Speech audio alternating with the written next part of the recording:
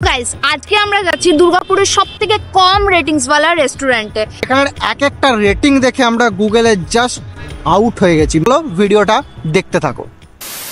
High everyone, welcome back to another blog আর একটা new ভিডিওতে তোমাদের সবাইকে ওয়েলকাম টু দুর্গাপুর। আজ অফিস থেকে পেয়ে গেছি তাড়াতাড়ি ছুটি, আর বাড়িতে মা বলেছে বানাবে না রুটি, তাই আজকে আমরা ঠিক করেছি আজকে বাইরে কোথাও খাবো। তো বাইরে কোথায় খাবো সেটার মধ্যেও কিন্তু আছে একটা টুইস্ট। দেখো, আমরা বেসিক্যালি রেস্টুরেন্ট বলতে গেলে কিন্তু সব থেকে হাই রেটিংওয়ালা যে রেস্টুরেন্টগুলো সেগুলো আমরা চুজ করি, বাট আজকে হতে চলেছে একটা অন্য জিনিস। কিছু দিন ধরেই আমরা দেখছিলাম যে দুর্গাপুরের একটা দুটো এমন ক্যাফে আছে যেগুলোর রেটিং কিন্তু অনেকটাই কম। তো আমরা সেগুলোর মধ্যে থেকে খুঁজে বের করেছি একটা ক্যাফেকে। তো আজকে আমরা সেখানেই যাব, একবার দেখে নিই যে দুর্গাপুরের যে ক্যাফেটাতে যাবো সেটার রেটিং অ্যান্ড রিভিউ কি আছে। আজকে আমরা যে রেস্টুরেন্টে যাব সেটা হচ্ছে দ্য মাড ক্যাফে। এই তো আমরা যদি ক্যাফের নাম লিখে গুগলে সার্চ করি তাহলে তোমরা এখানে দেখতেই পাচ্ছ যে 2.7 কিন্তু এখানে রেটিং রয়েছে। আর তাছাড়া যদি আমরা একটু রিভিউ সেকশনে যাই তাহলে রিভিউয়ে গিয়ে আমরা যেগুলো কম রিভিউ আছে আমরা সেগুলো ফার্স্ট দেখে নেবো। সেখানে লিখেছেন একজন, atmosphere is good but service and food very pathetic, food items quality and taste both are very poor. এবং আরেকজন এখানে 1 রেটিং দিয়েছেন এবং ইনি লিখেছেন food quality is very bad and অ্যাটমসফিয়ারও 1। তো প্রচুর কিন্তু এখানে নেগেটিভ রিভিউ রয়েছে তোমরা দেখতে পাচ্ছ। মানে সাথে কিন্তু আমরা একটু পজিটিভের দিকেও যাব, মানে কিছু পজিটিভ রিভিউ আমরা একটু দেখে নেব। এখানে একজন 5 স্টার রেটিং দিয়েছেন এবং ইনি লিখেছেন full satisfied of their service, atmosphere and obviously yummy food and also we get delicious food with reasonable price which I personally like most. এখানে এক একটা রেটিং দেখে আমরা গুগলে জাস্ট আউট হয়ে গেছি। মানে ভেবে নিয়েছি যে এখানকার খাবার দাবার অ্যান্ড সার্ভিস একদমই বাজে। তো আদৌ কি সত্যি সেখানকার খাবার দাবার অ্যান্ড সার্ভিস বাজে? তো সেটা যাচাই করতে আমরা আজকে সেখানে যাচ্ছি। তো চলো ভিডিওটা দেখতে থাকো। তো গাইস এই মুহূর্তে দাঁড়িয়ে আছি দ্য মাড ক্যাফের সামনে।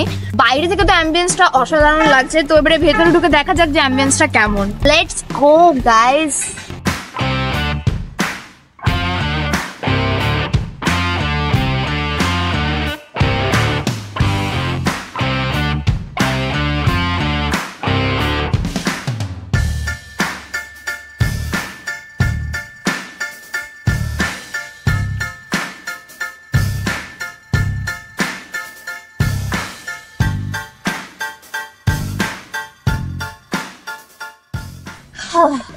তো এখানের অ্যাম্বিয়েন্সটা কিন্তু আমার বেশ ভালো লেগেছে, কিন্তু একটা জিনিস এসে আমি যেটা নোটিস করলাম, একটাও কিন্তু লোক এখন অবধি নেই। আমরা দুজনাই আজ এসছি, পুরো রেস্টুরেন্টটা ফাঁকা, ক্যাফেটা পুরো ফাঁকা। তো যাই হোক, বসার কিন্তু জায়গা অনেক বড় আছে, এখানটা অনেকটা স্পেশিয়াস, ভেতরেও আরো জায়গা আছে, ভেতরে এসি রয়েছে, এখানে ফ্যানের ব্যবস্থা আছে। তো এবার খাবার দাবারগুলো কেমন সেটা তো জানতে হবে, তো আমরা তাড়াতাড়ি ঝটপট করে অর্ডার দিয়ে দিই, চলো। দেখো, এখন আমরা চলে এসেছি ক্যাফের ভেতরে, একদম ভেতরে, মানে দুটো বসার জায়গা আছে ও যেটা বললো।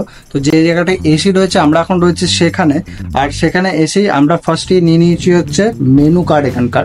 তো মেনু কার্ডের মধ্যে আমরা যেটা খাবো সেটা ডিসাইড করলাম যে এখান থেকে আমরা রোল একটা ট্রাই করব, কারণ দুর্গাপুরে আমরা গন্ধরাজ রোল খাইনি, তো সেই জন্য গন্ধরাজ রোল নিয়ে নিচ্ছি। আর তার সাথে সাথে আমরা ভেবেছি, একটা জায়গায় কমেন্ট করেছিল একজন যে এখানকার বিরিয়ানি নাকি খারাপ, তো সেই বিরিয়ানির টেস্টটা কেমন বা অরিজিনালি খারাপ কিনা তো সেটা আমরা দেখবো। তো সেই জন্য এখান থেকে বিরিয়ানি নিয়ে নেবো। আর তাছাড়া দেখতে পাচ্ছি এখানকার অ্যাম্বিয়েন্সটা কিন্তু খুবই ভালো। আমার অ্যাম্বিয়েন্সটা তো পুরো আমার কিডনিও একদম ছুঁয়ে গেছে। এখান থেকে এখন খাবারটা অর্ডার দিয়ে দিই, দেন তারপর খাবারটা দেখবো যে আমাদের মন কিডনি কোনটা ছয়। একটা জিনিস আমার যেটা ভালো লাগলো না সেটা হলো যে আমরা যে এসে অনেকক্ষণ বসেছিলাম কিন্তু কেউ আসেনি আমাদের কাছ থেকে অর্ডার নেওয়ার জন্য। আমরা নিজেরা গেলাম ম্যানেজারের কাছে যে আমরা এই অর্ডার দেবো, কারণ অন্যান্য রেস্টুরেন্টে জেনারেলি এরকম হয় যে ওয়েটার আসে, দেন আমাদেরকে জিজ্ঞেস করে কি খাবেন কি নেবেন, সেটা কিন্তু কেউই মানে জিজ্ঞেস করলো না এসে। সেটা একটু ডিসঅ্যাপয়েন্টেড লাগলো ফার্স্টেই। আমরা প্রথম ভেবেছিলাম যে এখান থেকে আমরা ট্রাই করব গন্ধরাজ রোল, তো গন্ধরাজ রোলটা অ্যাভেলেবেল নেই। আর বিরিয়ানি, মানে যেটা কমেন্টে এসেছিলো বিরিয়ানি, তো সেই বিরিয়ানিও নাকি বলছে এখন হয় না, দুপুরের দিকে হয়। তো যাই হোক, আমরা ট্রাই করছি হচ্ছে চিকেন পোলাও, আর তার সাথে নিয়ে নিচ্ছে একটা কাঠি রোল, যেটা কলকাতায় খুব ফেমাস। তো দেখলাম দুর্গাপুরে এখানে রয়েছে, তো সেই জন্য আমরা ওটাই ট্রাই করবো বলে ঠিক করে নিলাম। তো চলো এখন অর্ডার দিয়ে দিয়েছি, আবার খাবারটা আসুক তো ততক্ষণ কি করব, বসে থাকি, একটু ওয়েট করা যাক। এরপর শুরু হলো আমাদের অপেক্ষা করার পালা। অর্ডার দেওয়ার ঠিক 30 থেকে 40 মিনিট পর কিন্তু খাবার এখানে এসেছিল, আর মোটামুটি একটা বোরিং সিচুয়েশন ওখানে ক্রিয়েট হয়ে গেছিল। মানে আমাদের জাস্ট বসে থাকতে বিরক্ত লাগছিল, কারণ এমনিতে কেউ ওখানে ছিল না, আর তাছাড়া লেট হচ্ছে সেই ব্যাপারেও কিন্তু কোনো রকমভাবে আমাদেরকে ইনফর্ম করা হয়নি। তো যাই হোক, এটা আমার মনে হয় যে এরকমভাবে কোনো কাস্টমারকে এইভাবে বসিয়ে রাখাটা কোনো মানে হয় না। এখন ঘড়িতে বাজে হচ্ছে 8টা 6। আমরা অর্ডার দিয়েছিলাম 7টা 35 থেকে 40-এর মধ্যে, তো এখনো অবধি খাবার কিন্তু এখানে আসেনি। ওকে, আমরা যেটা অর্ডার দিয়েছিলাম সেটা হচ্ছে কাঠি রোল। তো কাঠি রোল চলে এসছে দেখতে পাচ্ছ। তো এইরকম এই সাইজ কাঠি রোলটা ঠিক এই এতটার মতো সাইজ আছে, আর এই কাঠি রোলটার দাম নিয়েছে কিন্তু 99 টাকা, কম 100 টাকা দাম নিয়েছে। তো একদম গরম গরম চলে এসছে, আর এই চিকেন তোমরা দেখতেই পাচ্ছ একদম ভর্তি চিকেন রয়েছে। চলো এবার খেয়ে দেখা যাক যেটা অরিজিনালি কেমন খেতে। ভালো আছে। এতক্ষণ ধরে ওয়েট করে বসেছিলাম, বসে দেখার পর যেটা পেলাম খেতে হেভি লাগছে। দেখো, সত্যি কথা বলতে যেরকম আমরা চিকেন রোল খাই, ঠিক আছে, যেরকম আমরা চিকেন রোল খাই পুরো এক্স্যাক্টলি সেরকম। মানে স্টাফিং এর যে একটু মশলা টাইপের, একটু হালকা একটু গ্রেভি টাইপের, একটু মাখা মাখা টাইপের থাকে, তো সেই ব্যাপারটা একটু কম আছে, বাট খেতে বেশ ভালো। তো তোমরা এসে ট্রাই করতে পারো এটা।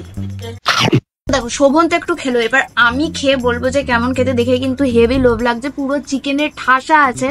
তো চলো এখন খেয়ে দেখি। মুখে যেতেই না দারুণ একটা ফ্লেভার ব্লাস্ট করছে। অনেক চিকেন রয়েছে কিন্তু ভেতরে, স্টাফিং কিন্তু দারুণ ভাবে দেওয়া আছে, আর খেতেও টেস্টি। আমার বেশ ভালো লেগেছে, আর পরোটাটাও খুব নরম কিন্তু। দেখো, আমরা নিয়েছিলাম চিকেন পোলাও। তো চিকেন পোলাওয়ের সাথে কিন্তু একটা কিছু গ্রেভি টাইপের কিছু না হলে ঠিক জমছিল না ব্যাপারটা, তো সেই জন্য আমরা নিয়ে নিলাম চিলি চিকেন। তো চিলি চিকেনের দাম নিয়েছে 139। এবার খেয়ে দেখবো এটা। তো আর এই যে চিকেন পোলাওটা, এটার দামও নিয়েছে কিন্তু 139। তো চলো এবার খেয়ে দেখা যাক যে কেমন খেতে। তো আচ্ছা, যেখানে রয়েছে চিলি চিকেন, তো চিলি চিকেনটা আমি নিয়ে নেবো একটু। তো এখানে রয়েছে 2 পিস চিলি চিকেন। চলো এবার খেয়ে দেখি চিলি চিকেনের কোয়ান্টিটি যেটা আছে, কোয়ান্টিটি কিন্তু বেশ ভালো লেগেছে আমার। তো পোলাওয়ের কোয়ান্টিটি কেমন লেগেছে? দেখো, দুজনের জন্য এনাফ? মোটামুটি দুজনের জন্য বলা যেতে পারে, টায় লাগবে, ঠিক আছে, চলে যাবে। তাও তো চিকেন নিয়ে জাস্ট মিক্সড করে ফার্স্ট বাই। দেখো, চিলি চিকেনটা স্বাদটা বেশ ভালো লাগছে। চিলি চিকেনটার সাথে যখন পোলাওটা খাচ্ছি, সত্যি কথা বলছি, চিলি চিকেনের স্বাদটা একটু বেশি ভালো লাগছে। পোলাওয়ের স্বাদ কিন্তু একদমই আসছে না একটা। তুমি যদি শুধু পোলাওটা খাও, তো তাহলে এটার মধ্যে একটা স্মোকি টাইপের একটা একটু ফ্লেভার হালকা পাবে। একটা কিরকম টাইপ, মানে এটাকে পোলাও বলা যায় না। সব রকম হলুদ ভাত সবসময় পোলাও হয় না ভাই, এটা মাথায় রাখতে হবে। তো এটা কিন্তু কিছুটাই মিক্সড বা চিকেন ফ্রাইড রাইস যেরকম হয় পুরো সেরকম লাগছে খেতে, কিছুটা টাইপ অফ ওরকম টাইপ লাগছে আমার। আর কোনো আমার এক্স্যাক্টলি নাম মনে হলো না এটা কিরকম টাইপ, তোমাদেরকে বোঝাবো। মানে বাংলায় যদি আমি বলি সেটা হচ্ছে চিকেন পোলাও, মানে মোরগ পোলাও বা মুরগি পোলাও বা এরকম টাইপ। তো এটা একদমই সেটা নয়। এসে তোমরা, আমি বলবো চিলি চিকেনটা অবশ্যই ট্রাই করো। কাঠি রোলটা মাস্ট রেকমেন্ডেড, বেশ ভালো খেতে, ট্রাই করো। তো এবার চিকেনটা একবার দেখবো যে চিকেনটা কতটা সফট, দেন কোটিং কিরকম আছে। চিলি চিকেনের মধ্যে কিন্তু চিকেনের কোটিংটা মানে দেখতে হয় যে কোটিং কেমন কি আছে, না হলে ভাই সত্যি করে বড় সড়ো ফুড ব্লগার হওয়া যায় না। একবার চিকেনটা তোমাদের দেখিয়ে গরম ভাই, প্রচন্ড গরম, এই জাস্ট দিয়ে গেল। কোটিং বেশি নেই মনে হচ্ছে। হ্যাঁ, কোটিংটা পাতলা আছে, মাংস কিন্তু ভর্তি আছে, আর বোনলেস আছে। পাতলা একটা ক্রাঞ্চি টাইপের কোটিং রয়েছে, আর পুরোটাই বোনলেস রয়েছে চিকেনটা, বেশ ভালো লাগছে খেতে। তো চলে এসছি আমি এখন থালা হাতে চিকেন নিয়ে, পোলাও নিয়ে। এবার কেমন লাগবে খেতে সেটা তোমাদেরকে জানাবো। তো চলো ফার্স্টে একটু গ্রেভি মাখিয়ে খেয়ে নি পোলাওটা। First bite. আমি একটু শুধু খাবো পোলাওটা।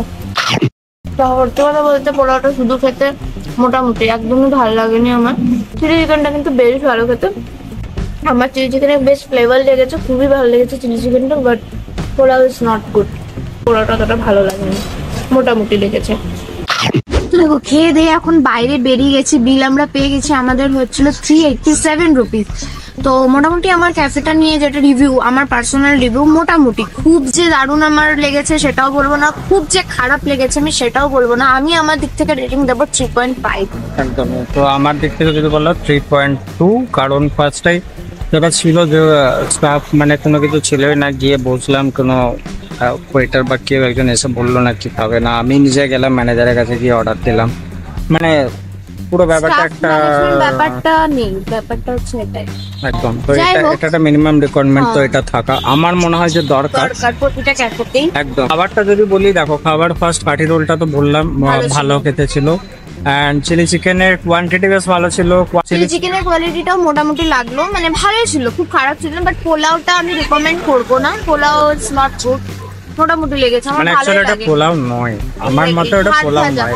ভাত ভাজা, ভাতটাকে ভেজে হলুদ দিয়ে ভেজে দিয়েছে চিকেন দিয়ে, এরকম লাগলো খেতে। এটাই। তো যাই হোক, ব্লগটা কেমন লাগলো তোমরা অবশ্যই কমেন্ট করে জানাবে। যারা এখনো চ্যানেলকে সাবস্ক্রাইব করনি তাড়াতাড়ি গিয়ে সাবস্ক্রাইব করে দাও, পাশে থাকা বেল আইকনটি ক্লিক করে অল করে দিও। একদম। যারা এখনো ফেসবুক ইনস্টাগ্রামে ফলো করেনি, ডিসক্রিপশন বক্স চেক করে ওখানে লিঙ্ক দেওয়া আছে, যাও গিয়ে ফলো করে দাও। তো চলো দেখা হচ্ছে পরে ভিডিওতে, ততক্ষণ ভালো থেকো, সুস্থ থেকো, আর মুখে জানো হাসিটা থাকে। Bye. বাই।